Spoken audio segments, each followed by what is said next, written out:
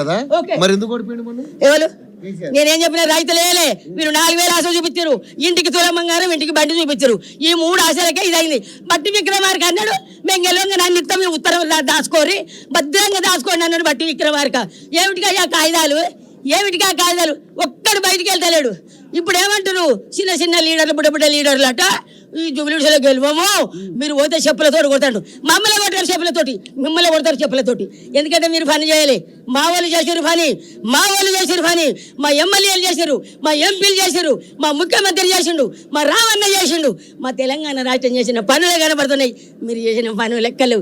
ప్రాజెక్టులు పాలమూరు నుంచి ప్రాజెక్టులు కట్టించుకొచ్చిండు మా కేసీఆర్. ప్రాజెక్టులు చుట్టూ గుండెలు అదురుతున్నాయి. రైతులే ఓడించారు మమ్మల్ని అని మీరు అంటున్నారు.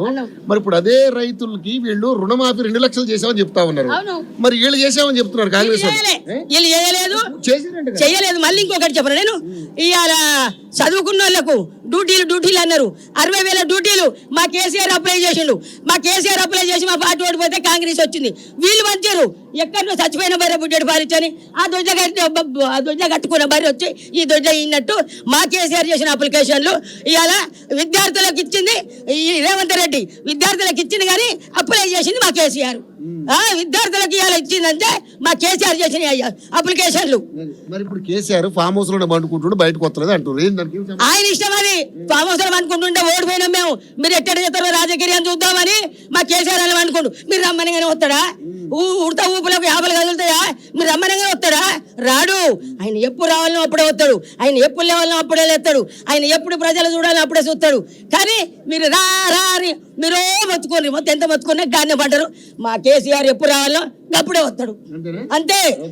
ఇప్పుడు జూబిలీస్ అంటున్నావు కదా, మరి సునీతమ్మకి ఎంత అవకాశం ఉంది అంటే ఇప్పుడు మాగంటి గోపీనాథ్ ఏం చేశాడు అనేది జూబిలీస్ ప్రజలు చెప్తారు. ఓకే, సో మరి ఇప్పుడు అవతల క్యాండిడేట్ కూడా నవీన్ యాదవ్ అనే క్యాండిడేట్ కూడా చాలా గట్టి క్యాండిడేట్. సో ఎట్లా ఉండబోతుంది? నవీన్ యాదవ్ కూడా గట్టి క్యాండిడేటే, మంచి వ్యక్తే. కొన్ని ఏళ్ల నుంచి వెళ్ళి కూడా అక్కడ ఉన్నారట. ఆయన కూడా కొంతమందికి పనులు చేసిండట, చేయలేదని మనం అనవద్దు. వ్యక్తిగతంగా సార్ మంచోడు. కాకుంటే ఏంది ఆయన ఎన్నుకున్న విషయం ఏంటి మంచిది కాదు. ఆయన ఎన్నుకున్న విషయం ఏంటి మంచిది కాదు. ఆయన నిలబడ్డ పార్టీ మంచిది కాదు. ఆయన నిలబడితే ఇండిపెండెంట్ గెలిస్తే ఇండిపెండెంట్ వచ్చినా కూడా వీజుగా వచ్చేసి ఎవరు చాలా మంచిది. అయితే ఎన్నుకున్న విషయం ఏంటి మంచిది కాదు సార్ నువ్వు. అయితే నేను అనేది ఏంది, నువ్వు ఇండిపెండెంట్ గా నిలబడేది. నువ్వు ఇవాళ రేవంత్ రెడ్డి వల్ల ఈ సార్ దెబ్బతింటుండు. అంతే సారు, నువ్వు రేవంత్ రెడ్డి వల్ల సునీతమ్మకు మెజార్టీ వస్తుంది.